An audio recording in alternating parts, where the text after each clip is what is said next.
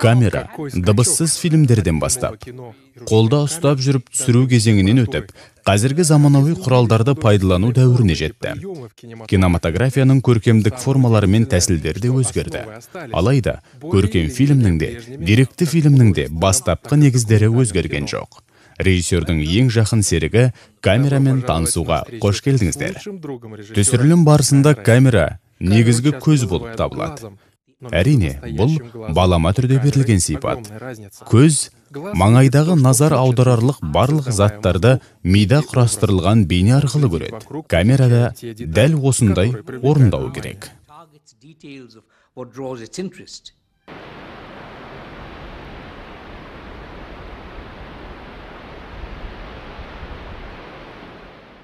Камера бұның бәрін өз бетінше орындай алмайтындықтан, оның адам көзіндей жұмыс жасау үшін техникалық білім қажет.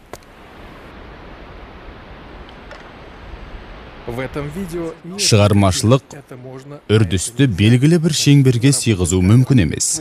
Сол себепті де орындалуға тиісті негізгі ережелер қалыптасқан. Ол ережелер сақталмаған жағдайда түсірілген материалдардың ешқандай құны болмай қалады. Барлық камераларда ең маңызды бірнеше элементтер бар. Бейне іздегіш, шоғырландырғыш сақинасы, зум объектив, диаграмма сақинасы. Киноны сіз өзіңіз түсіресіз бе, әлде сіз үшін оны басқа біреу түсіре ме, ол маңызды емес. Түсірілім алдында біздің камераға қосымша берілетін нұсқаулықпен мұқият танысқаныңыз жөн. Себебі, сіз неғұрлым камераны жақсы білсеңіз, соғұрлым тиімді пайдалана аласыз. Бағасына қарай әрбір камераның өзіндік жетістіктері мен кемшіліктері болады. Сіз камераны жақсы меңгеру арқылы ғана көптеген кемшіліктерге жол бермейсіз. Түсірілген материалды қараған кезде ыңғайсыздықтарға тап болмайсыз. Түсірілімді бастамай тұрып, алдымен өз камераңызбен жақсылап танысыңыз. Оны өзіңіз немесе операторыңыз екеуіңіз жақсылап тестілеп, тексеріп алыңыздар. Бірнеше сағат бойы бөлмеде және ашық ауада біраз нәрселерді түсіріңіздер. Қарама-қайшылықтармен жарық, көлеңке, артқы план, тез қимылдайтын нысандар, қара түсті адамдар, жалпы фонмен жұмыс істеп көріңіздер. Болашақ фильмнің ерекше аспектілерінің барлығын ескеруге тырысыңыздар. Тестілік материалдарды тексеріп, қарап шығыңыздар. Операторыңыз бар болса, онымен камера жұмысының сапасы туралы талдау жасаңыз. Ондай талдау оператормен болашақ әрекеттеріңіздің жемісті болып, өзара түсінісу негіздерін табуға тірек болады. Ал енді онсыз жақсы материал түсіруге мүмкін болмайтын түсірілімнің негізгі элементтерімен танысайық. Естеріңізге түсіріңіздерші, камера жап-жаңа, бірақ көп кадрлер анық көрінбейді. Сіз жасаған фокустан тыс көріністер бір тұтас көк жолақ болып кеткен. Камераның дірілінен бейнелер секіріп, дұрыс кадр жасау мүмкін болмайды деген әңгімелерді жиі естейсіздер. Ондай сәтсіздіктер нақты зейін қоймай, шала жоспарланып, асығыс жасалған жұмыстың нәтижесі. Камера тілін меңгермей, өзіңізге лайықты, көңіліңізден шығатындай жұмыс тәсілін толық зерттемегеніңіз осындай сәтсіздіктерге әкеліп соғады.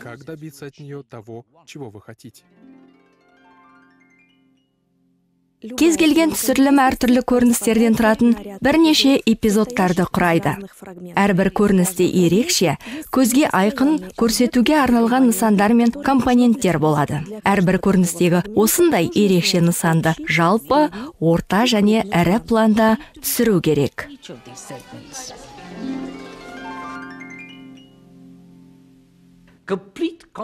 Камерамен жұмысты бастамай тұрып, фокус, ақты теңестіру, қара мен ақ контрастлігі, динамикалық диапазон, нысанға дейінгі арақашықтық, тағанды орнату, оны деңгеймен өлшеп дұрыстап теңестіру сияқты дайындықтар жасап, ойыңды жинақтап алу қажет. Осы үрдістердің қатаң реттелгенін сақтаған жағдайда, кейінірек өңдеу үстелінде жұмыс жасау барысында өзіңізге дән риза боласыз. Осы сыншының басқа да айтқан қатал ескертулерін сөз етпегеннің өзінде,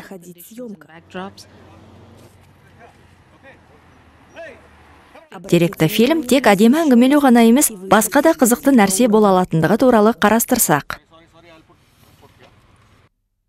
Тағансыз жұмыс жасау стиль элементі болуы мүмкін. Кейбір эпизодтар мен баяндаулар қолдан түсірілуді талап етеді.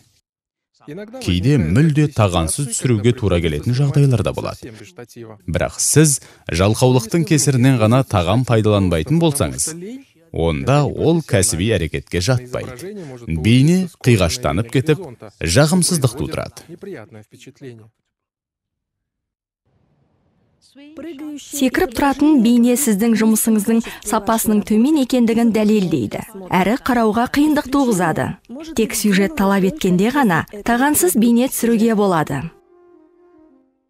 Камера орнатылып болған соң, ақ теңдестігін жасаңыз. Анықтығы мен диафрагманы тағы бір рет тексеріңіз, ретке келтіріңіз. Бір рет бос түсірілім жасап көріңіз. Назар аударыңыз. Бастадық. Материал сапасына камера орнатылған орын мен фокустық арақашықтықты дұрыс таңдауда маңызды әсер етеді. Объективтің барлығымызға таныс зумы керемет құрал, бірақ оны да ақылмен қолдану керек. Ондай объективтердің алыстан түсіру мүмкіншілігі жоғары болғандықтан, жалпы орта және ірі пландағы түсірілімдерді түсіру үшін тағанды бір позицияда ғана қойғыңыз келеді. Бірақ нысанды немесе әрекеттері ірі планда түсіру керек болатын болса, онда оны жақыннан алу керек. Орта планда түсіру керек болса, сәл артқа шегіну керек. Ал жалпы түсірілімдер үшін одан да алысырақ жылжу керек. Зумды өзінің орнымен қолданыңыз. Объектив зумы нәтижені бағдарлай, нысандардың мөлшерін анықтау үшін қажет.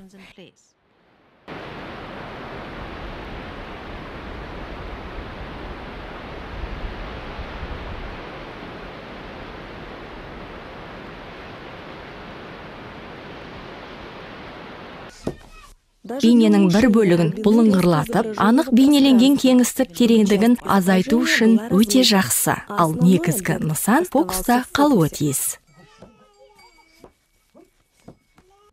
Бізге жақсы таныс кең бұрышты объективпен түсірілген көріністердің барлығы фокуста болғандықтан, кеңейтілген кеңістікте мүлде басқа әсер береді. Бір көріністің бейненің әртүрлі фокустық арақашықтықта түсірілуін бақылау өте қызық.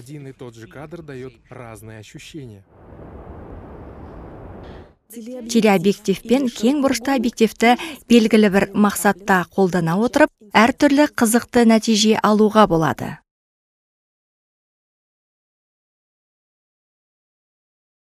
Зейін салынған шығармашылық көзқарасыңыз жоғары болса, ғажайып нәтижеге қол жеткізуге болады. Ендеше, бірнеше мысал келтірейік.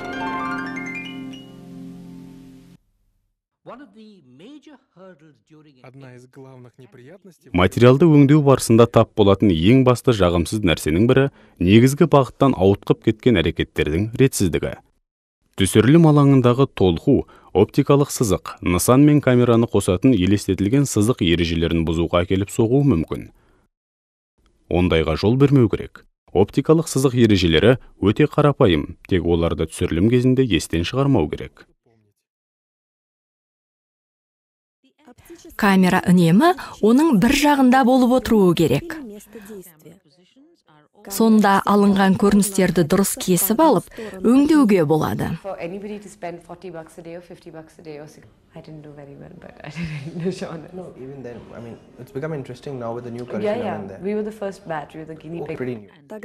Камера оптикалық сызықтан ары қарай секірмеуі тиіс. Әйтпесе, сіз өңдеу барысында жағымсыз тосынсыйға кездесесіз. Оптикалық сызық ережесі ашық ауадағы түсірілім кезінде де сақталуы тиіс. Вы получите неприятный сюрприз. Егер осы сызықтың бір жағынан ғана түсіру керек болса, онда көрермен камераны немесе оптикалық сызықтың арғы жағына ауысатын әрекеттерді бақылайтындай етіп жасауыңыз керек.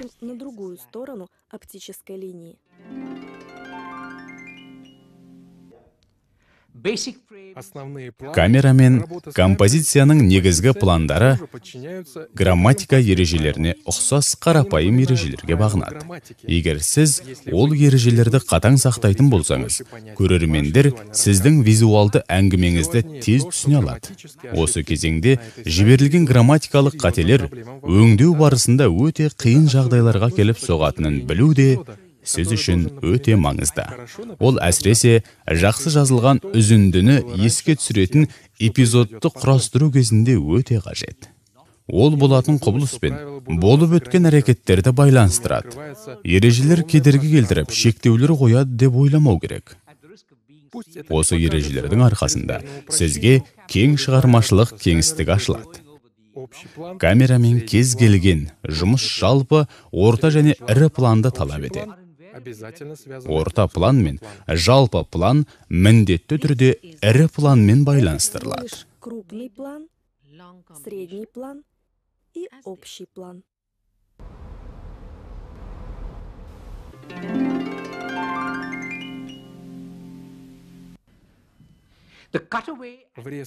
Ойым мен сыртжақтан көрініс. Катвей. Өңдеу үстелінде біздің ең сенімді көмекшілеріміз. Осындай құтқарушы көріністер қажет ақ. Әрбір көріністе детальдерді көрсетуге тиіспіз. Ойымдар экранды уақытша қысып, керекті нақтылықтарды көзге анық көрсету үшін қажет. Сырт жақтан көрініс Катвейінің де мақсаты осыған ұқсас болып келеді. Бірақ Катвейді негізгі әрекетке жақын жерде түсіру қажет. Ол қоршаған ортаның болып жатқан іс-әрекетке деген реакциясын көрсетеді. Ондай көріністерді көбінесе оқиғалардың бір қалыптылығын тежей тұрып, оны көру барысындағы абыржу, үрейлену, қауіптену сияқты шиеленісті сезімдер атмосферасын тудыру үшін қолданады. Камераның рөлі сіз нені және қалай түсіретініңізді анықтағаннан кейін шешуші бола бастайды. Түсірілім мәнін таңдағаннан кейін сіз оны түсіндіру жолдарын таңдайсыз. Таңдаған туындыңыз көрермен үшін маңызды. Ол сіздің айтатыныңыз бен айтқыңыз келгеніңіздің сүрлеуі іспеттес. Ондай таңдау кездейсоқ болмауы тиіс. Туындыдағы бейне, ондағы детальдар қаншалықты тез және ешқандай күш қажет етпей қабылданса, мазмұны да соншалықты жеңіл әрі жылдам сіңіріледі. Көзбен көргенді сананың қабылдауына қиындық туғызатын нәрселердің барлығы көңіл алаңдатып мазаны алады.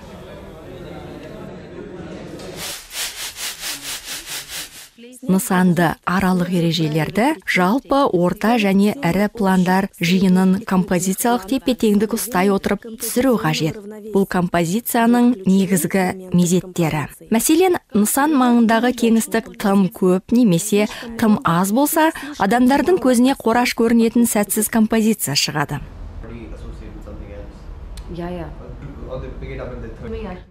Рамкаға сыймай, кесіліп көрсетілген бейнелер,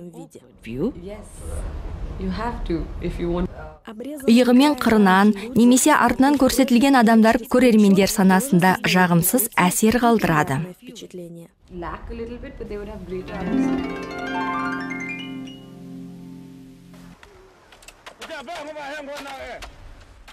Аралық ереженің ең маңыздысы фотосурет композициясының ең басты ережелерінің бірі. Ал қозғалыстағы бейнелер үшін бұл ереже емес, тек ұсыныс қана болуы мүмкін. Аралық ережелер мәні неде? Оның тұжырымдамасының мәні бейне іздеушінің суреті мен көрінісін берілген ойша елестетілген сызықты екі тік және екі жатық сызық арқылы бөлу болып табылады.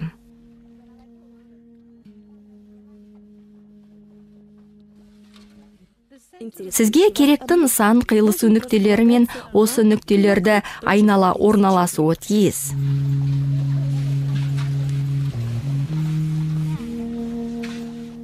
Бұл тұжырымдаманы кезінде суретшілер сурет тепе-теңдігі композициясына қол жеткізу үшін ойлап тапқан болатын.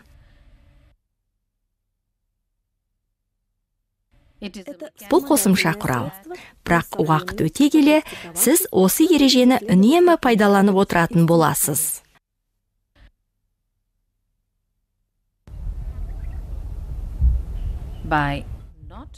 Егер басты нысан ортада орналаспаса, ал маңыздылығы жағынан екінші кезектегі нысан қиылысу нүктесіне қарама-қарсы орынды алған болса, онда бейнединамикалық тепе-теңдікке ие болады.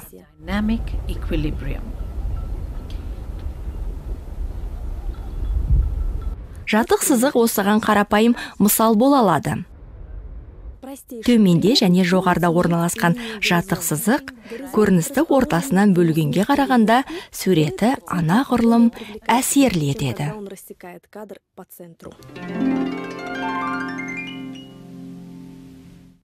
Негізгі осындай қарапайым ережелерді сақтау, камерамен әртүрлі жұмыс жасау, өңдеу барысында мол мүмкіншіліктер береді. Кез келген түсірілім алаңында әрбір эпизод үшін түсірілімге тиянақты дайындалу, таған мен камераны орнататын орынды дұрыс таңдау, түсірілім планының ережелерін қатал сақтау мен камера жұмысын дұрыс жүргізу өте маңызды. Көріністі ашу немесе бастау үшін камера қозғалысты қалай пайдаланатынын бақылап көріңіз.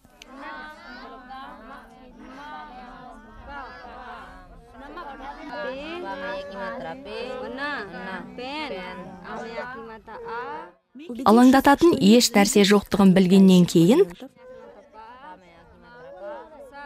қозғалыс басында және соңында ол ұзақ тегіс үзіліс жасайды.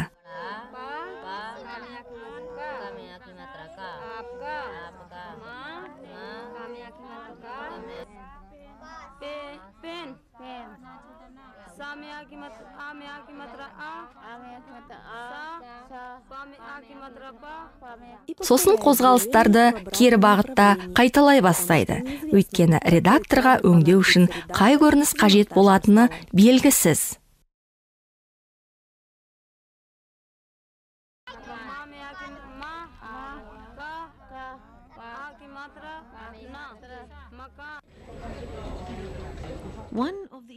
Камерамен жұмыс жасау барысында ең қиын тәсілдердің бірі жақындатып және алыстатып түсіру.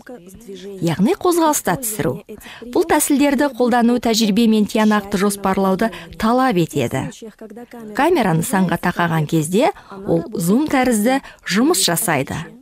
Зум нысанды камераға жақындатып көрсетеді, ал жақыннан түсіру камераны нысанға тақалта түседі.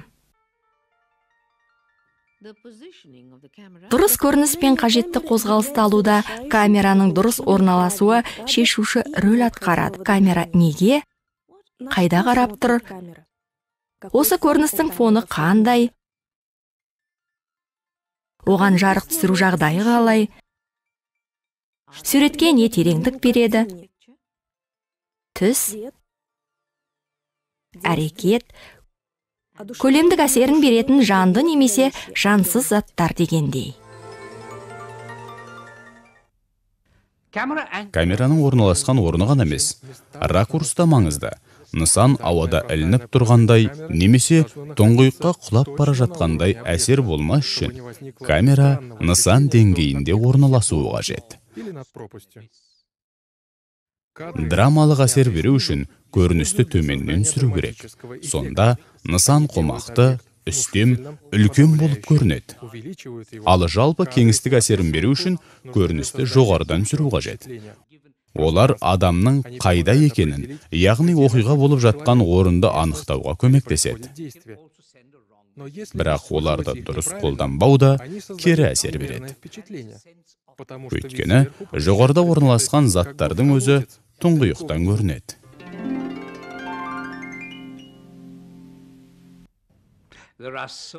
Адам әлемі алуан түрлі. Сондықтан не істеуге болатыны, ал нені істеуге болмайтыны туралы тізім жасау мүлде мүмкін емес. Алайда мысалдар келтіруге болады. Күн сәулесін шағылыстыратын жылтыр фонды мүлде қолдануға болмайды. Жарықта түсірілген табиғаттың жасыл және көгілдір түстері жақсы әсер береді. Әртүрлі формалар, контурлар, тік бұрыштар, бұрылыстар, ирелеңдеген шеткі жақтар, оған адамдарды, олардың әрекеттерін, күлкілерін, көз жастарын қосыңыз. Осының барлығы сіздің қолыңызда. Кейбір композицияларды талдап көрейік. Қараңыз. Камера қалай біздің назарымызды басқарады? Оның қозғалысы бізге нысанды ашып береді. Қозғалыссыз көрініс пен қозғалыстың бір уақытта қосыла көрінуі біздің эмоционалды қабылдауымызға әсер етеді. Наше эмоциональное восприятие.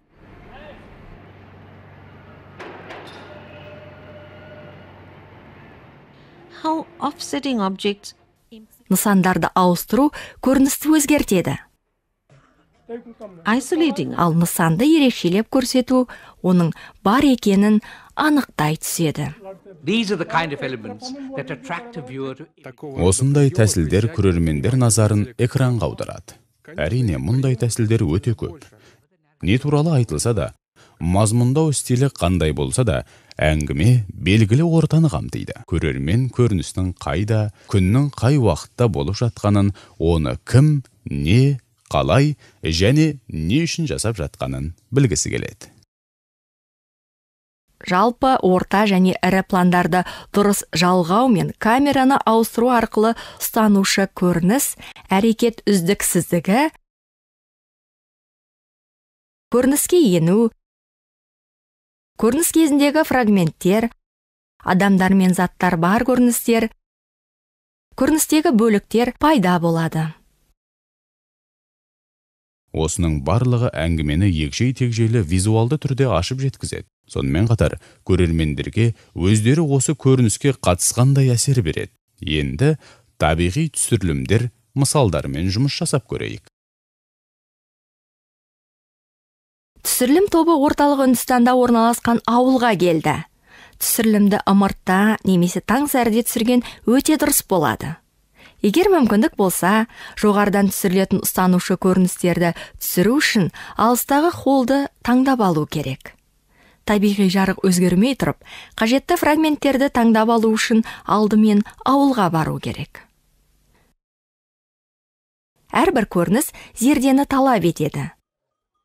Жатық және тік бейнелеу, жалпы, орта және ірі пландар, бөлшектеу және ойымдар.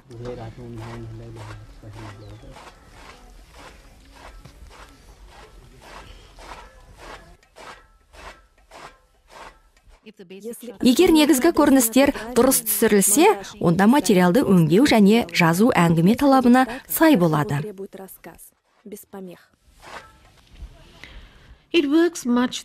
Динамикалық және статикалық фрагменттерді де тура осыған ұқсас түсіру қажет. Бұл жерде көрерменнің үздіксіз қарағаны ғана емес, сонымен қатар әрекет үздіксіздігі де қажет. Бұл екеуі өрік сүйектерін өңдеумен айналысады. Өте қарапайым көрініс. Ал өңдеу стилінде мүлдем жарамайды. Әсіресе егер бөлшектеу үшін көріністер жоқ болса, тіпті қиын. Кейде өте қиын, күрделі жағдайлар болады. Мысалы, түсірілім барысында тоқылған кілемнің бір бөлігі біртіндеп үлкейтіледі. Сізге осы үрдісті қысқа уақытта көрсетуге мүмкіндік беретін бөлшектеу көріністерін тауып алу керек. Беттер, қолдар, тоқыма станогы және тағы да сол сияқтылар. Табиғи жарықтан асатын жарық жоқ. Егер сіз камераның нұсқамасымен танысып болып, күннің керек уақытында түсірілім орнына келсеңіз, камераға жақсы орын таңдап алсаңыз, онда табиғи жарық сізге қажетті ең жақсы бейне жасауға зор мүмкіншілік береді. Ол тіпті күрделі жағдайларда да сізге ешқандай кедергі тудырмайды. Бұл эпизод үшін ешқандай жарық түсіру құралдары қолданылмайды. Себебі, әрекет ететін орын мен түсірілім нысаны жергілікті деңгейде жарықтанған. Және нәтижесінде көрініс толық жап-жарық болмаса да, осы жергілікті жерге сай өзінше керемет әсерлі болады. Мұнда да жасанды жарық қолданылмады. Өйткені сұхбат барысында от жарығы терезеден түскен жарықпен араласып тұрды. Льющимся из окна.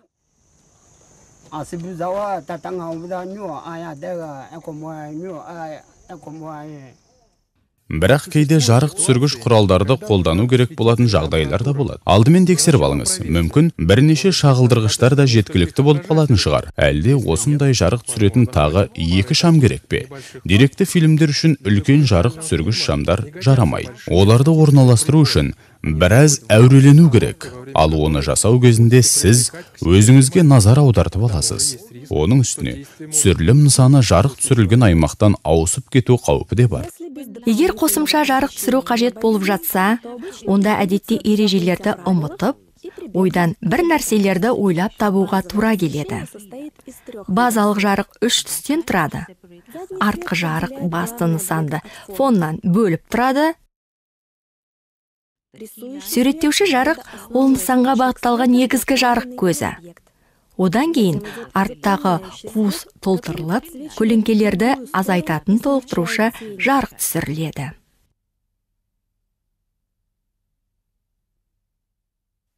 Суреттеуші жарық пен толықтырушы жарық көлеңке әсерін жасау үшін қолданады. Әдетте суреттеуші және толықтырушы жарықтар қатынасы 2-де 1-ге тең. Қандай әсер қажет екендігіне байланысты бұл қатынастарды таратушы арқылы өзгертуге болады. Бейнекамералар үшін таратушы жарықты қолданған тиімді, өйткені ол қалың көлеңкелерді жұмсартады. Кейде түсірілім орны терезеден немесе есіктен түсетін табиғи жарық арқылы жарық болып тұрады. Оны суреттеуші немесе толықтырушы жарық ретінде қолдануға болады.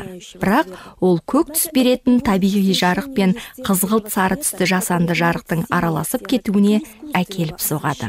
Оның біреуін жою керек. Ол үшін жасанды жарықты көгілдір сүзбеден өткізу керек, немесе табиғи жарықты қызғылт сары сүзбеден өткізу қажет. Тағы да бір жақсы нұсқа бар. Бірақ ол тек бейнекамераларға ғана жарайды. Ал кинокамераларға жарамайды. Табиғи және жасанды жарықтарды ақ түсті теңестіру арқылы араластырып, өзгертуге болады. Түсіріліп жатқан нысанда жасанды және табиғи жарық араласып жатқан орынға ақ теңестігін тура келтіріп қою керек. Сонда тері түстері сүзбесіз ақ табиғи болып көрінеді. Түсірілім кезінде көмескі жарықты қолдану үнемі мүмкін бола бермейді. Бөлмелер өте кішкентай, жарық түсіргіш құралдарды қоятын орын жоқ. Тіпті жарық түсіргіш құралдардың мүлде болмауы да мүмкін. Бірақ түсірілім өмір сияқты жалғаса береді. Күрделі жағдайларда шағылысқан жарықты қолдану қарапайым шешім болып табылады. Жарықты төбеге түсіріңіз. Сосын жарық керек жерге түсу үшін рефлекторды пайдаланыңыз да түсіре беріңіз.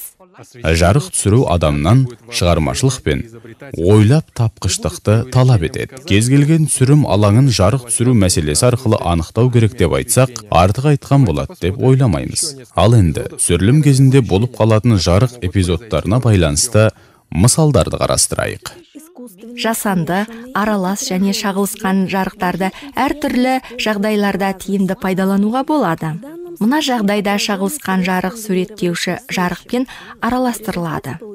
Нәтижесінде толықтырушы жарық пайда болады.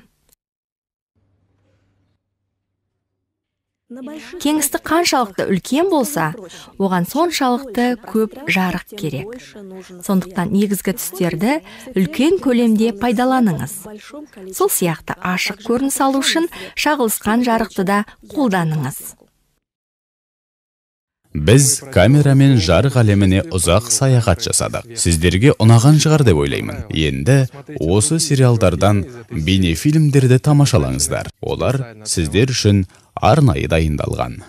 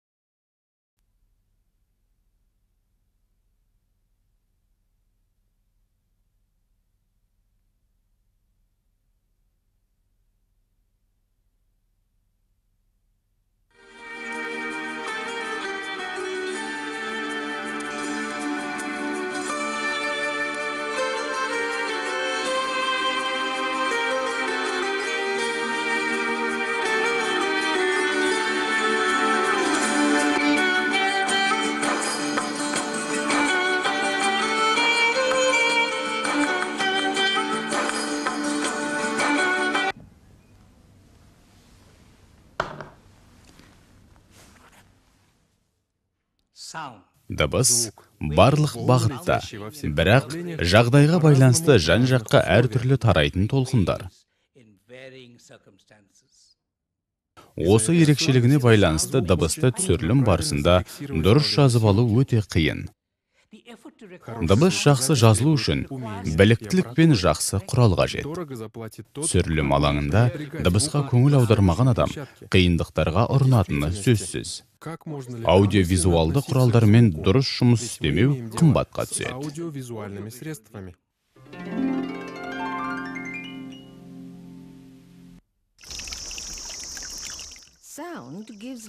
Дыбыс көрініске жан бітіреді, оған қызығушылық пен сенім әкеледі.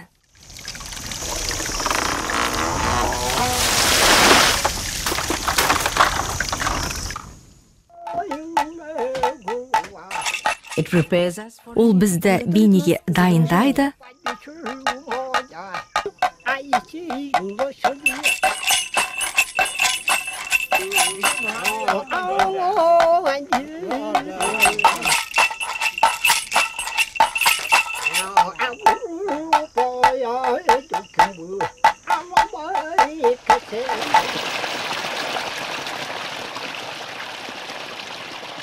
оны мәнерлі етеді, делает его выразительнее.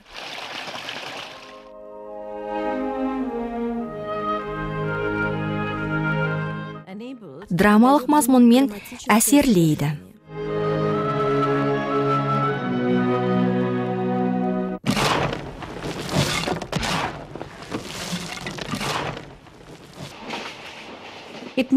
Дыбыс бейнені өзінше түсіндіреді, уақыт өтуін көрсетеді. Течение времени.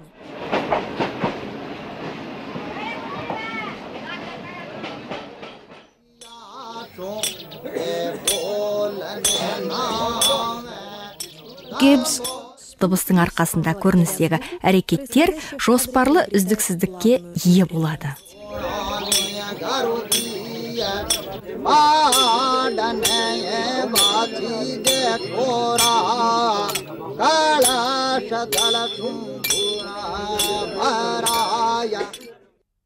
Ears behave like our eyes. Біздің құлақтарымыз көз сияқты әрекет етеді. Олар біздің көзіміз көріп тұрған құбылыстармен байланысты дыбыстарды таңдайды. Сонымен қатар, кенеттен шыққан дыбыс біздің көзқарасымызға қарамастан, ол бізді сол дыбыс көзін табуға итермелейді. Жаман жазылған дыбысты жөндеуге болады, немесе дыбысты кез келген адам жаза алады деп ойлау үлкен қателік. Бұл сала арнайы біліктілікті, жақсы құралдарды, үлкен тәжірибе мен өте жақсы есту қабілетін талап етеді. Өмірді бейнелеу барысында дыбыс оның бөлінбейтін бөлігі екендігін естен шығармаңыз. Қоршаған орта дыбысы түсірілім алаңында дыбыс атмосферасын құрайды.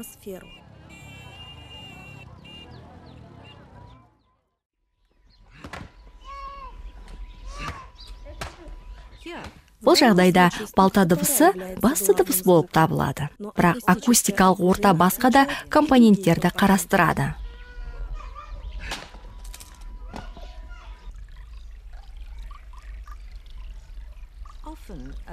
Кейбір қосымша сыртқы дыбыс көрермен көңілін алаңдататын жағдайлар да болады.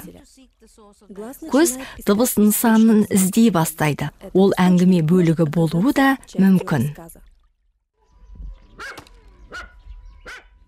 Кейде қатты сыртқы дыбыс алаңдаушы фактор болуы да мүмкін.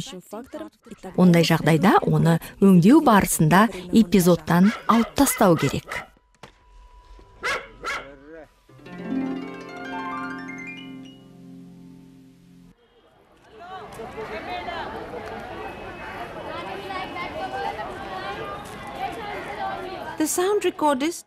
Деректі фильмдерде дыбыс операторы жұмысының алатын орны өте зор. Онсыз жақсы материал дайындау мүмкін емес. Дыбыс операторы режиссерден немесе оператордан кем жұмыс істемейді деп те айтады.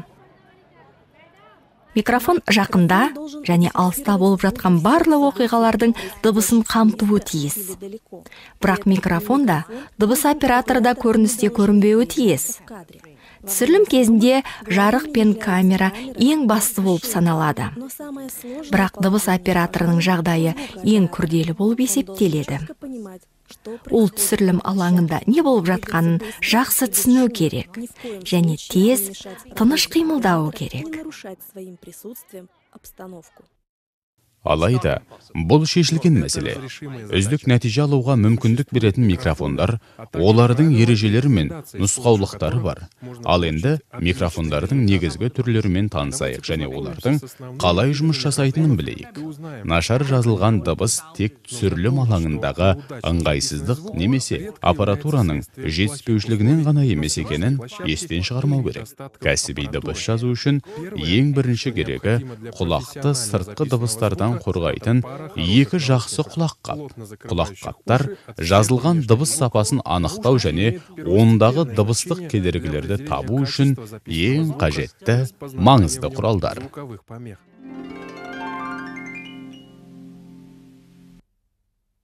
Then comes the microphones, which usually Енді әдетте үш түрге бөлінетін микрофондарды қарастырайық. Әртүрлі микрофондар дыбысты әртүрлі қабылдайды. Микрофон бар жоғы инструмент. Ол біз үшін шығармашылық таңдау жасай алмайды. Бірақ оны техникалық жағынан дұрыс қолданса, ол бізге үлкен шығармашылық мүмкіндік береді. Сондықтан одан қажетті нәтиже алу үшін микрофонның қалай жұмыс жасайтынын түсініп алу қажет. Бұл тұста микрофонның не екендігін түсіндіріп жатудың қажеті жоқ. Атының өзі айтып тұр. Ол бейнеленетін нысанға байланысты бағытталып, сондағы дыбысты жинайды. Басқа бөтен дыбыстарға көп әсер етпейді. Оның күші шектеулі. Кейде микрофон бекітілген қозғалмалы штанганың әсерінен дыбыс түсірілім алаңынан емес, басқа жерден естілуі де мүмкін. Ол көрерменді алаңдатады және бейнені жақсы қабылдауға кедергі жасайды.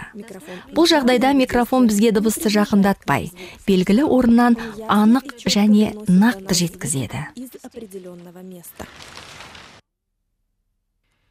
Микрофондардың барлығы өзінің маңындағы дыбыстарды жинайды, бірақ олардың әрекет ету аясы тар. Ол көшеде интервью алуға және топтық пікірталаста қолдануға өте тиімді, бірақ ондай микрофондар бөтен шу, дауысты басып тастамау үшін сөйлеушінің жанында болу керек.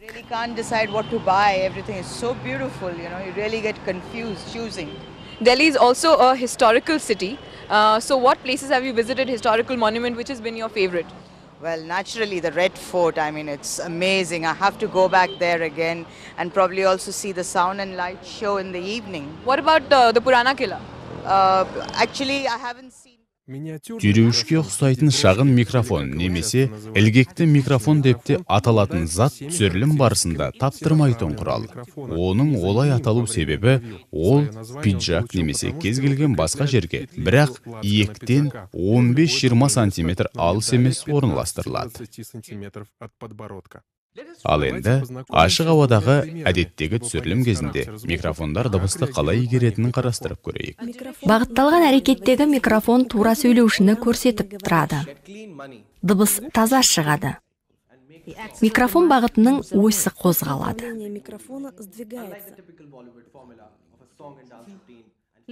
Тыңдаңыз. Міне, ол енді кері қайтты. But suppose this was not an occasion to record one main speaker, but a group discussion. Ал енді бір сөйлеушіні емес, бізге топтық пікірталасты жазу керек деп қарастырайық.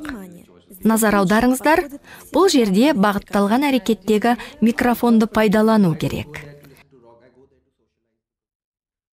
Біз бағытталған әрекеттегі микрофон сөйлеушіге тура бағытталған кезде дауысы таза шығады деп естігенбіз. Бірақ, міне микрофон қозғалып кетті де, дауыс шудың ортасында жоғалып кетті. Бағытталған әрекеттегі микрофон бір жерде орналастырылған, алайда барлық сөйлеушілер дауысының деңгейі бірдей болды. Ал енді ашық ауадағы әдеттегі түсірілім кезінде микрофондар дыбысты қалай игеретінін қарастырып көрейік. Көшеде адамдардан алатын қарапайым интервью. Бір жақта үйлер мен ағаштар, ал көшенің екінші жағында көлік қозғалысы. Дыбыс операторының ниетін тыңдау ешқашан артық болмайды. Мүмкін ол көшенің белсенді қозғалысының дыбысын визуалды шарт, фон ретінде қолданғысы келіп тұрған шығар. Сізге қажетті көрініс беретіндей етіп камераны орнатып алыңыз. Сонымен қатар, дыбыс операторына да микрофонға байланысты ыңғайлы орын тауып алуға мүмкіншілік беріңіз.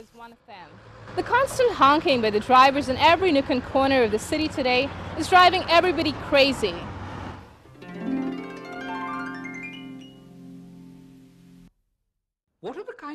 Түсірілім алаңында қандай дыбыстар жазуға тура келеді? Олар негізінен екі түрлі болады, және екеуі де типтік нұсқалар. Кез келген түсірілім басты және қоршаған ортаның дыбысынан тұрады.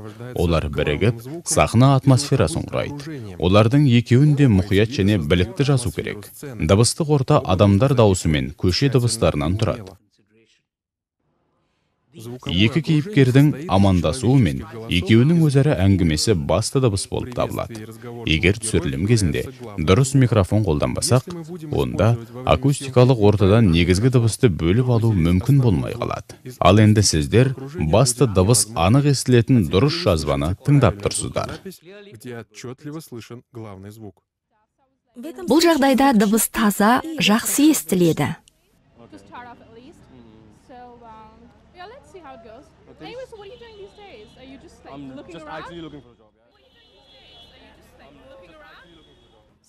Сол эпизод, бірақ бөтен шулар кедергі келтіруде.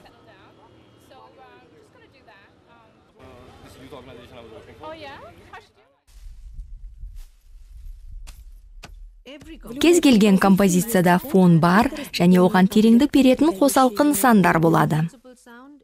Негізгі дыбысты композиция ортасымен салыстыруға болады.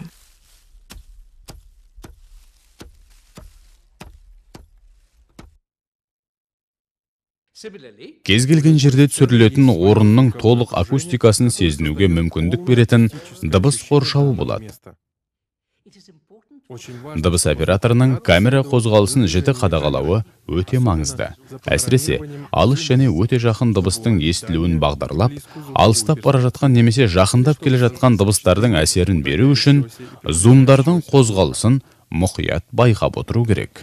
Түсірілім үрдісі барысында жанды дыбыс қоршауы мен дыбысты болжама түрде жазуға болады. Кейін өңдеу барысында қажетті нұсқа алу үшін де қажет. Позднее это очень пригодится при подборе вариантов во время монтажа.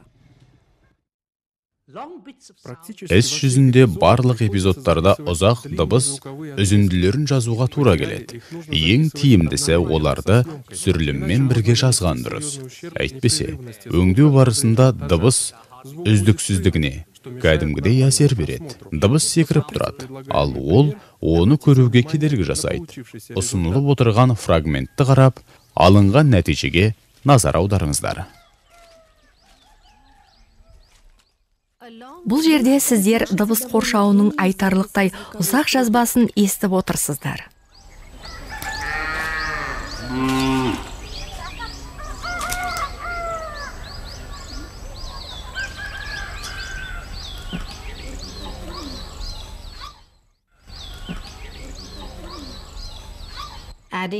Негізгі дыбысты осындай акустикалық қоршаумен толықтыра отырып, осы көріністі өңдеу барысында қызықты акустикалық текстура ала аласыздар.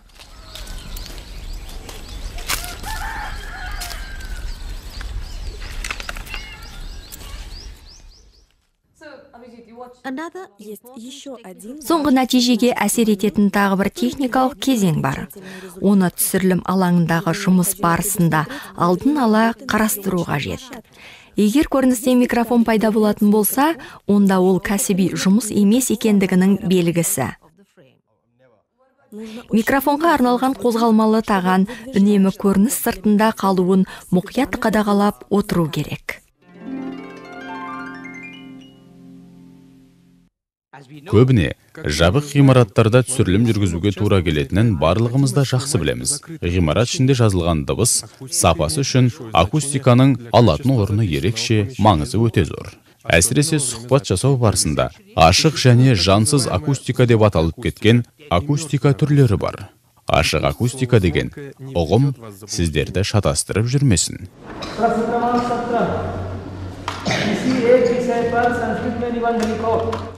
Бос бөлмелер, үлкен залдар ішіндегі дыбыстар жаңғырып, зорайып естіледі. Міне, осы анық жағымсыз акустика. Оны кейде арнайы бос кеңістіктің немесе еске түсіру атмосферасы әзірлеп беру үшін қолданады.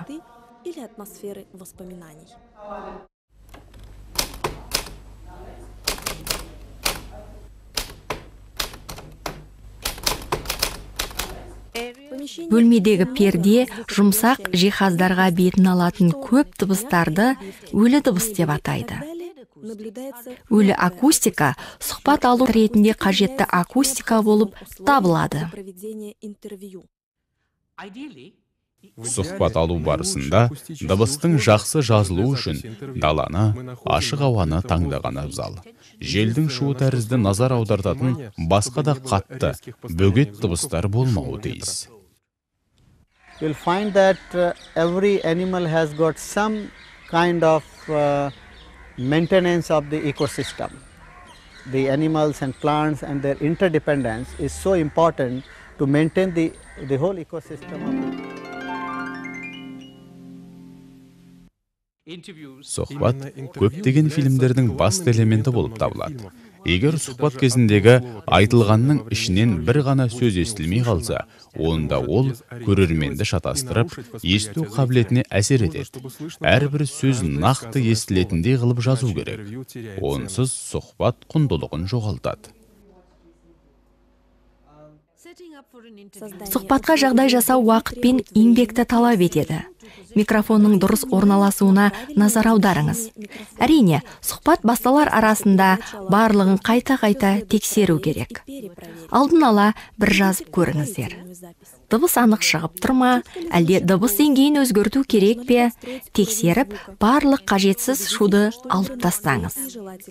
Анық айтылған сөздер сіздің әңгімеңізді одан да нанымды ете түседі.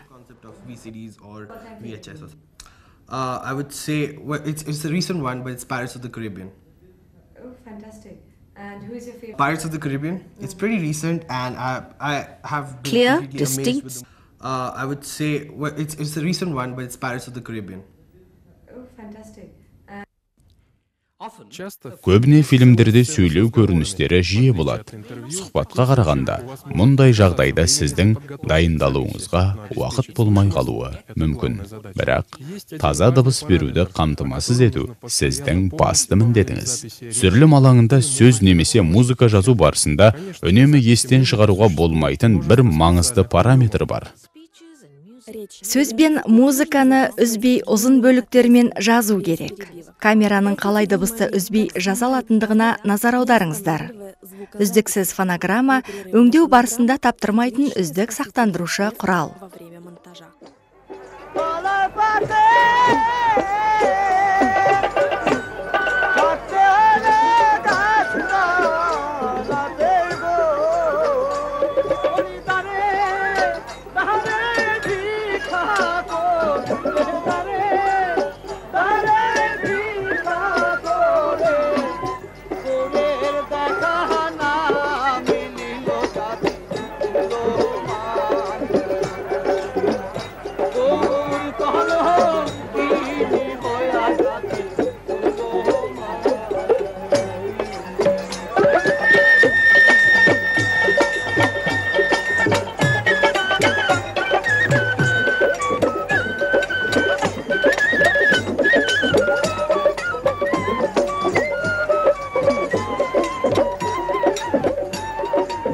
A continuous soundtrack is a great savior during edits.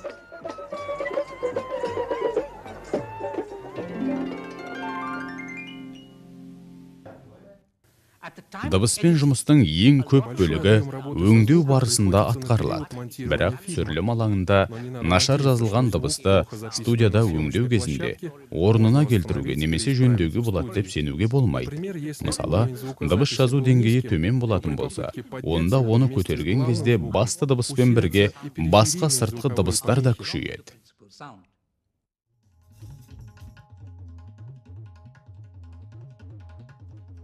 Қазіргі уақытта сызықсыз өңдеу жүйесі дыбыспен оңай жұмыс жасауға мүмкіндік береді. Қоршаған орта дыбысын, сұхбатты, музыкалық үзінділерді бөлек-бөлек жолдарда ұстаңыз. Ол әрі қарай дыбысты қосу, дыбыстарды үсті-үстіне басу және азайту үрдістерін жылдамдатады. Студияда түсірілім аяқталғаннан кейін диктор мәтінін жазу басталады. Оны фильмді тапсыруға өте аз уақыт қалғанға дейін ең соңғы мезетке қалдыру көп тараған үлкен қателік. Ал іс жүзінде барлығы керісінше болуы тиіс. Диктор мәтінін жазу үрдісі диктор студия табалдырығынан аттамай тұрып басталу керек.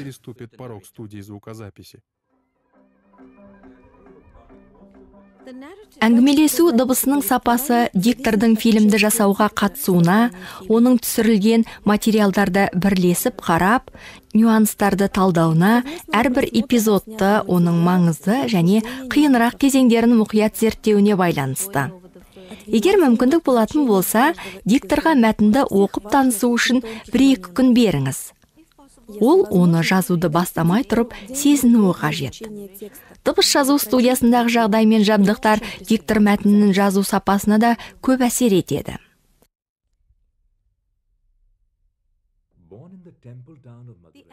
Дыбыс жазу барысында аудио деңгейді дұрыс дайындау үшін микрофон таңдау мен оны дұрыс орналастыру маңызды шешуші рөл ойнайды. Студияның дыбысты шығармау қабілеті, жаңғырық пен бөтен шулардан жазбаны қорғайды.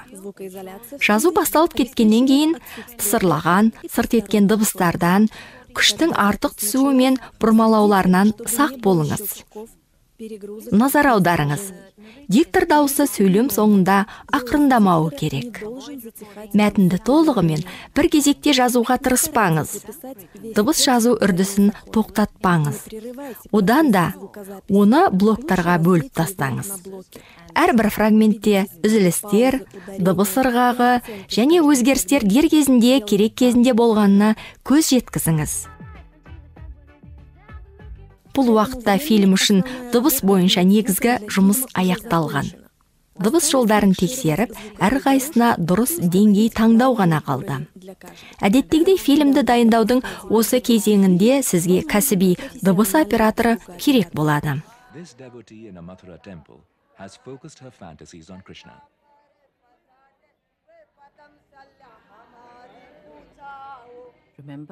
Дыбыстар барлығы бірлесе отырып, және әрқайсысы бөлек әңгіме жүріп жатқан ортаның көңіл күйін білдіретінін естен шығармаңыз. Сіздің фильміңіздегі дыбысты ортаны дыбыс операторының құлағынан басқа кім жақсы естіп, оны реттей алады. Біз сіздер осы бөлімді қарай отырып, бейне фильмде дыбыс қандай рөл атқаратыны туралы көп нәрсені көріп, үйренді деген сенімдеміз. Енді осы серияның басқа бағдарламаларын көруді ұсынамыз.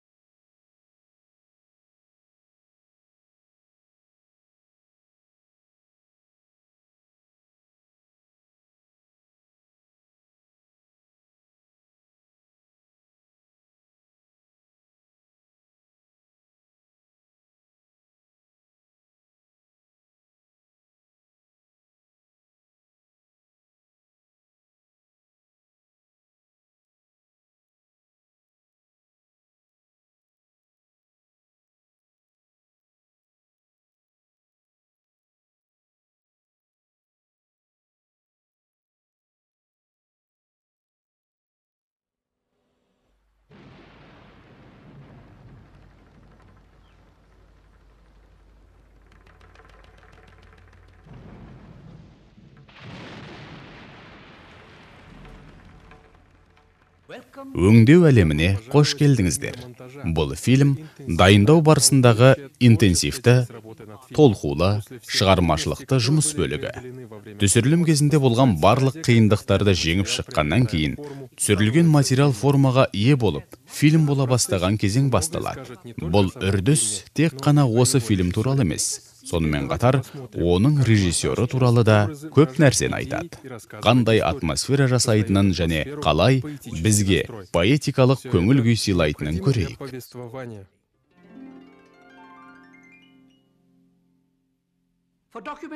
Деректі фильмдерде өңдеуші редактор көбіне екінші режиссер рөлін атқарады. Өңдеу өте ұзақ және жалықтырып жіберетін үрдіс.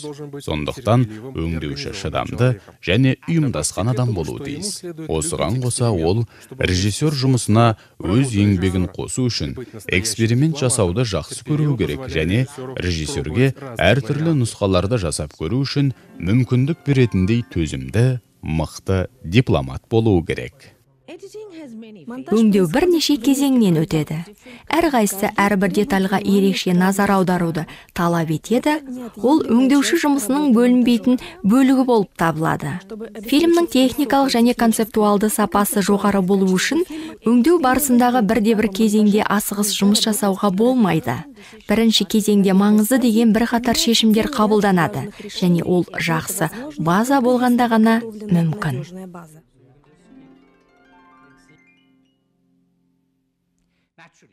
Алдымен түсірілген материалды қарап шығу керек. Дұрысында, ассистент режиссер материалды қарап отырып, ескерту жасап отырғанда, үлгіріп, бір уақытта оны комментарий журналына сыйғызып, енгізуі тиіс. Егер ондай мүмкіндік болмайтын болса, онда бірінші материалды қарап шығыңыз. Сосын, осы әңгімені қалай құрастырғыңыз келетінін жазыңыз. Сосын, өңдеуді бастауға дайындық жасаңыз. Біртіндеп түсірілген материалдар толығымен қаралып бітті. Барлық концептуалдық және техникалық ескертулер жазылды. Түсірілім орны, ондағы болған оқиғалар, адамдардың аты, кадрлер іріктелді. Жақсы жазылған өңдеу қағазы шамамен осындай болуы керек. Жазу таза, анық, өңдеу барысында эпизодтар мен интервью туралы ақпараттарды тез тауып алуға мүмкіндік беретін белгілер қойылып орындалса, тіпті жақсы.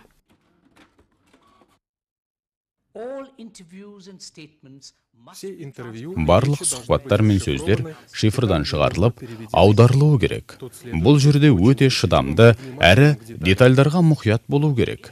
Әрине өте көп жазу керек, бірақ ол сіздің жүйкеңіз бен уақытыңызды кейіннен сақтап қалады. Өңдеу қағаздары. Шифрдан шығару мен аудармалар қағазда өңдеу жұмысының негізін қалайды. Фильм мағынасы қалай ашылады? Фильм қандай уақыт пен кеңістікті қамтиды? Фильмнің жылдамдығы мен стилі қандай?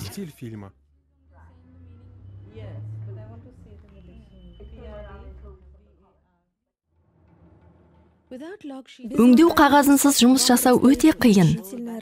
Түсірілген кадрларды туындаған сұраққа жауап табу үшін үнемі қайта айналдырып отыру керек. Түсірілген материалдарды қайта қарап отырғанша, жазылған қағаздарды қарасаңыз, ол сұрақтарға тез жауап тауып алуға болады. Барлық дұрыс емес деген жерлер өңдеу қағазына түсірілгеннен кейін және шифрдан шығарылғаннан кейін фрагменттерге алдын ала бөлу жұмыстарын жүргізуге болады. Кейбір режиссерлар өңдеу жұмыстары мен қағазда жасалған барлық ескертулердің көшірмесін жасап алады да, сосын оны бөлімдерге бөліп, кесіп, рет-ретмен орналастырады. Міне, енді ғана фильмді нағыз өңдеу жұмысы басталды деп санауға болады. Кадрлар жинақталды және біріктірілді. Олардың реттілігі арқасында қызықты әңгіме басталады. Фильмнің ең маңызды элементі болып, анықталуы қиын, оның жылдамдығы болып саналады.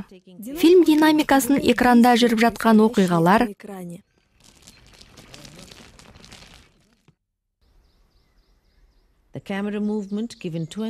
бейнені түсіретін камера қозғалысы,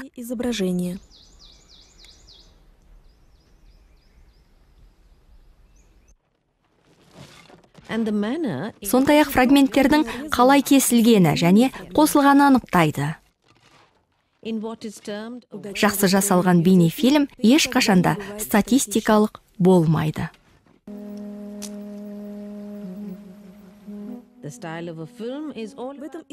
Фильм стилі осымен анықталды. Эпизодтарды көрермен қызығатындай етіп орналастыру үшін эпизодтардың белгілі бір кезектілігіне нақты дұрыс темп табу. Ұзақ және бір қалыпты жылдамдық фильмді қызықсыз етіп жалықтырып жібереді. Ал үнемі тез қозғалыстар көрерменді шаршатып жібереді.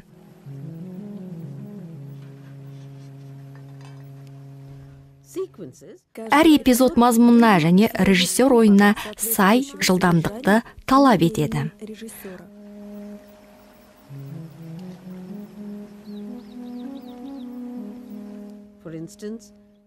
Мысалы, ойланып отырғанда, кейбір эмоцияларды ауыр жұмысты көрсету үшін баяу темп керек.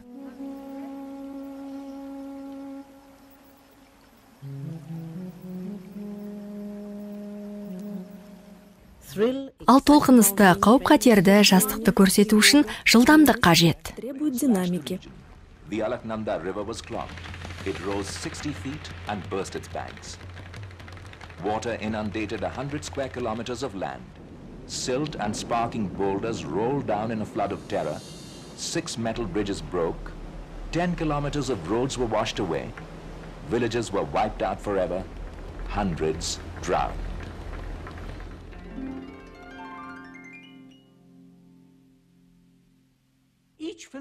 Әрбір режиссердің өз әдісі бар. Ал жалпы негізінен түсірілген материалмен жұмыстың екі тәсілі бар. Эпизодтарды баяндауға сәйкес өңдеу немесе әрбір кадр фрагментіндегі әр жерде түсірілген белгілі бір эпизодтарды өңдеу. Бұрын барлық өңдеу жұмыстары сызықты болатын.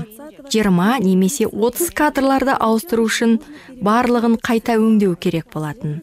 Ал ол лента түпнұсқаның білдей бір бөлігінен айырылу, яғни сапа төмендігі деген сөз. Ал қазір компьютерде өңдеу зор мүмкіндіктер береді. Компьютердегі сызықсыз өңдеу кадрлар мен эпизодтарды оңай кесуге, жапсыруға, сондай-ақ оларды бір орыннан бір орынға ауыстыруға мүмкіндік береді. Бірақ бұл мүмкіндіктер өңдеуші рөлінің маңыздылығын кеміте алмайды.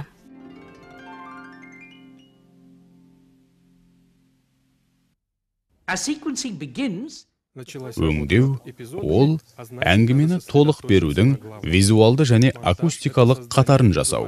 Ол көрерменге белгілі бір әсер ету үшін әрбір фрагменттің әр көрінісінде осы әңгімені әрлейтін, көрермен көңілін аулайтын мәнерлі образға орын қалдыру керек. Ол осы баяндаманың құрамы болып табылатын өзінше бір маңызды, әсерлі, сазды және сөзді образ болу керек. Бұл өте қиын талаптарды шығармашылықпен ойлап, кинематография грамматикасының ережелерін сақтай отырып орындау керек. Фильм тілі сияқты. Негізгі тармақтарын, тақырыптарын кітаптың бөлімдерімен салыстыруға болады. Өте үлкен емес эпизодтар кітап параграфтарына ұқсайды. Осы эпизод ішіндегі көріністер сөйлемдер сияқты. Ондағы драмалық элементтер сөйлем ішіндегі тыныс белгілерінің рөлін орындайды. Кадрлардың орналасу тәртібі синтаксисті құрайды.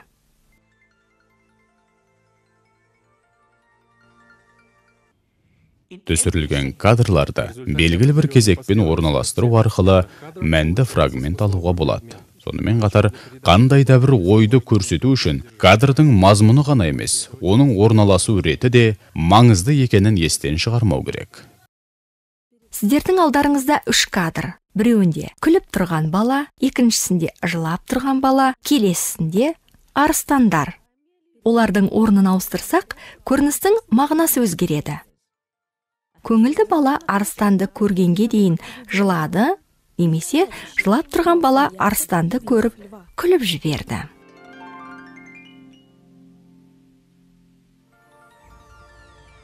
Көрерменге ыңғайлы болатындай мәнерлікті белгілі бір деңгейде жеткізу үшін кадрларды өңдеу барысында кинематографиялық көптеген тәсілдер қолданылады. Көрініс жүріп жатқан орынды көрсету, көрермен қызығушылығын арттыру мақсатында кадрлар мен көріністерді салыстыру, баяндауға және музыкаға бөлінетін кеңістік.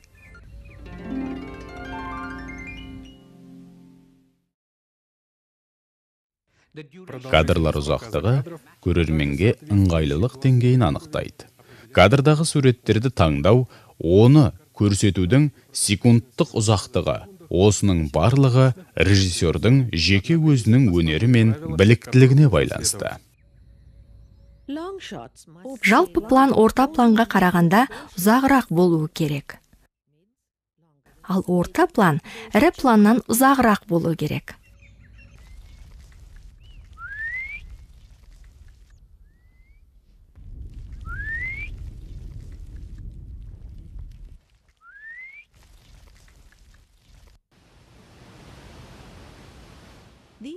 Олардың ұзақтығы кадрдағы ақпарат көлеміне байланысты.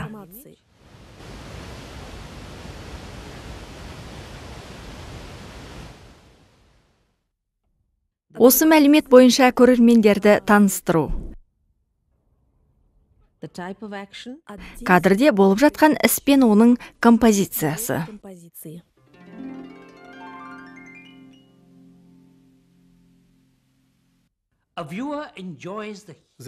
Көрермен әңгіме қай жерде және қашан болып жатқанын білгісі келеді. Сондықтан түсірілетін нысанның және ол адам ба немесе ол әрекет пе бәрібір орналасатын орнын анықтап алу керек.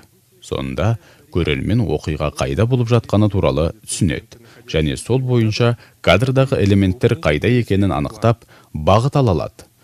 Сіздер жалпы план көрінісін онда бір топ әйел медициналық қызметкерлермен сөйлесіп тұрғанын көріп тұрсыздар. Осы жалпы көрініс келесі кадр көрініс детальдарын көрсетіп жатқанда көрерменнің ойында тұрады.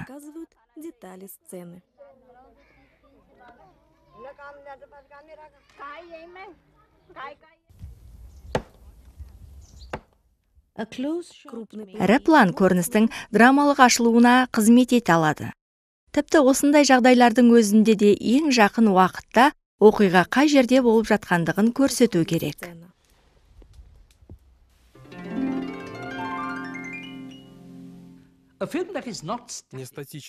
Кадрларды, көріністерді және эпизодтарды салыстыру, көрермен қызығушылығын арттыру үшін жасалатын өңдеудің негізгі бір тәсілі болып табылады. Көрермен қызығушылығын екпінді өзгерту арқылы да күшейтуге болады. Сонымен қатар, визуалды образдарды салыстыра отырып, кері әсер реакциясын тудыруға болады.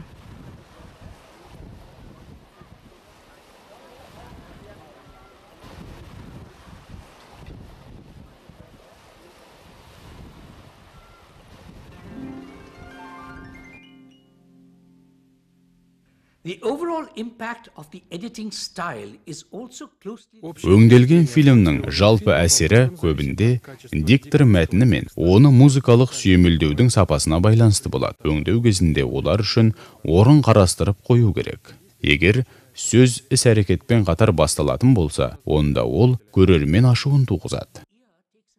Есту қабілетінің көру қабілетіне қарағанда қабылдауы кешірек баяу. Сондықтан бейне алдымен іс-әрекетті көрсеткені дұрыс, ал сол уақытта құлақ тыңдауға дайындалып отырады. Өңдеу барысында әдейі дәстүрлі әдістерді қарастырмағанның өзінде де негізгі ережелерді естен шығармау керек. Кадрларды таңдау барысында оның қайсысы фильмнің негізгі идеясын жақсы ашатынын қарап алыңыз. Жалпы көрсетілім алдында көрсетілетін кадрларға назар аударыңыз. Жалпы көрініс мүлдем басталмайтындай болып сезілуі мүмкін.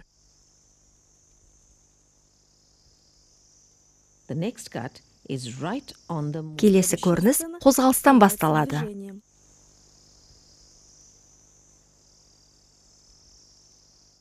Камера панораманы бастамас бұрын тек біраз ғана үзіліс жасады.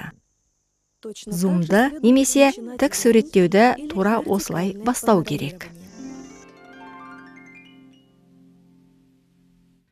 Көрермен назарын ұстап тұру үшін визуалды ақпаратты драмалық сипатта беру керек.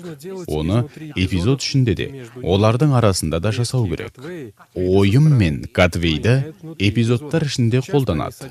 Олар көбіне күтілетін қосымша ақпарат береді.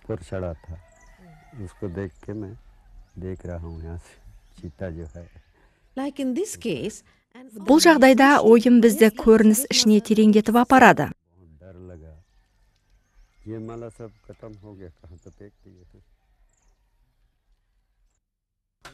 similarly, a cutaway brings relief to Ал сырт жағынан өте ұзақ көріністі үзіп жібереді.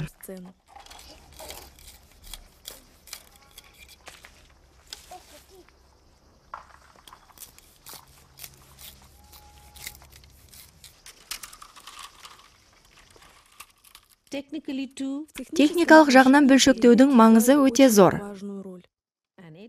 Өңдеуші оператор әрбір көрініс үшін бөлшектеулерді әкелмесе, оны режиссер ешқашанда осы қателік үшін кешірмейді. Өйткені олардың жоқтығы көрініс динамикасына ғана емес, сондай-ақ әңгіме стиліне де көп әсер етеді. Бөлшектер режиссерге әрекеттердің үздіксіздігін және оларды созбай көрсетуді қамтамасыз ететін бірден бір көмекші құрал болып табылады.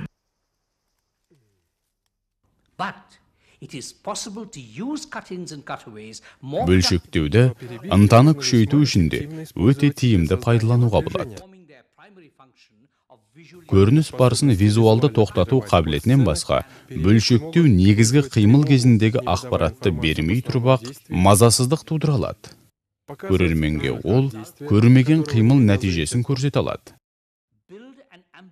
Көрініс жүріп жатқан ортаны қабылдауға көрерменді дайындайды.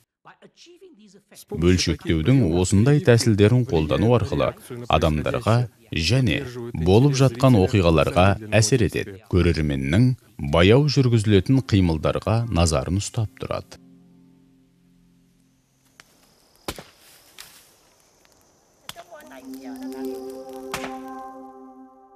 Between sequences, Эпизодтан эпизодқа ауысу кезінде осы функциялардың қайталануы орын алады. Бейнені баяу шығару және енгізу, сондай-ақ итеріп тастау арқылы уақыт ағымын, орны мен әрекетінің ауысқанын көрсетуге болады. Бұл жағдайда көрерменнің қызығушылығы визуалды өзгерістер арқылы ұсталып тұрады.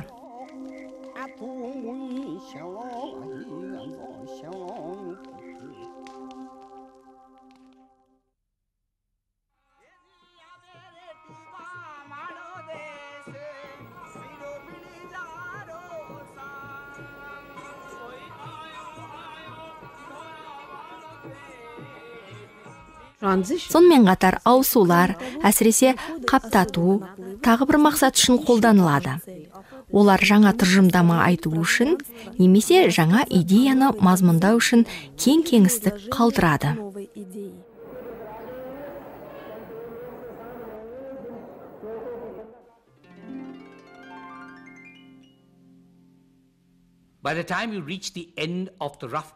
Фильмнің қолжазбалық нұсқасын бітірген кезде, сіз ой мен шығармашылық тұрғыдан әбден шаршадыңыз. Қазір нағыз тоқтату керек кезең. Түсірілген материалды сценарий жазушы мен достарыңызға көрсетіңіз. Осы кезеңде олардың реакциясы дайын әңгімеге қажетті өзгерістер енгізуге көмектеседі. Мүмкін оны қысу, кеңіту, бірнеше эпизодтар қосу немесе маңызды концептуалды өзгертулер мен толықтырулар қажет болар.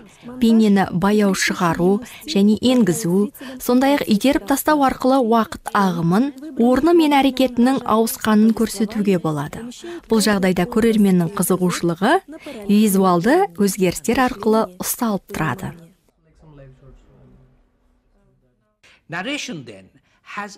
Диктор мәтінінің мүмкіншілігі өте зор. Ол қабылдауды күшейтуге және әңгіме мүмкіншілігін толық ашуға қабілетті. Визуалдық реакциясыз, сыбырлап, ымдап, қосымша мәліметтер қоса отырып, ол әңгімені одан сайын қызықты етеді. Осылай қиындықтарды бастан кешіре отырып, біртіндеп фильм жасалады. Біз детальдарға көңіл бөлудің маңызы зор екенін көрдік. Өңдеу үрдісі келесі кезеңге өтеді. Әрбір фрагменттегі әрбір кадрдың акустикалық ортасы мен дұрыс аудио деңгейі болуы тиіс. Музыка, дыбыс эффектілері, интервью, диктор мәтіні, барлық дыбыс жолдары, тректер өзара байланысын және олардың бейнемен байланысын сақтай отырып қосылған. Сызықсыз өңдеу дәуірінде дыбыспен барлық жұмыс тышқан көмек арқылы жасалады. Сондықтан фильмді жаңа мағынамен толықтыратын және одан нағыз ләззат алатын осы үрдісті меңгеріп алу керек. Сызықсыз өңдеудің арқасында титрлар мен субтитрларды жазуда айтарлықтай жеңілдеді. Бұл жерде сіздің таңдау мүмкіншілігіңіз зор, бірақ қатты еліктемеңіз және қорықпаңыз. Жалпы, экрандағы мәтін дұрыс жазылуы керек. Анық және жеңіл оқылуы тиіс. Көрермен жазылған жазудың мағынасын түсіну үшін қиналмайтындай болуы керек. For the same reason, translated subtitles should be concise and move in harmony with the cuts.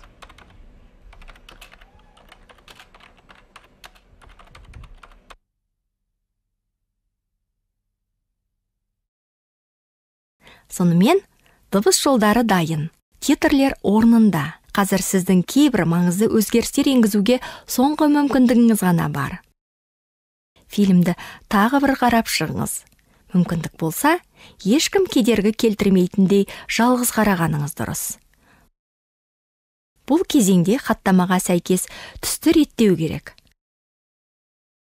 Қара деңгейін теңестіру керек. Сағатты, өрнек суреттерді және тағда сол сияқтыларды реттеу керек. Лентаға барлығы ауыстырылып бітсе де, кейбір нәрселер қалып қойды. Соны жасау керек. Сіз фильмді қалай ұсыналасыз, оны басқалардың солай қабылдайтыны сөзсіз. Барлық қажетті мәліметтер мен оны сүйемелдеуші материалдар қорапқа мұқият салынуы тиіс.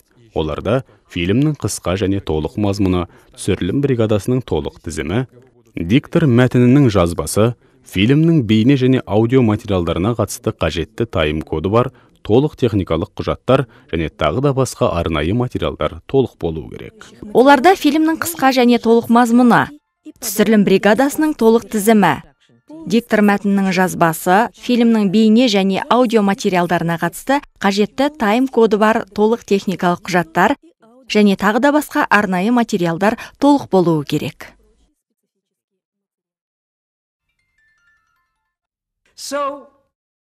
Сонымен, іс бітті. Осы серияның келесі фильмін қарағанға дейін үзіліс жасайтын уақыт болды.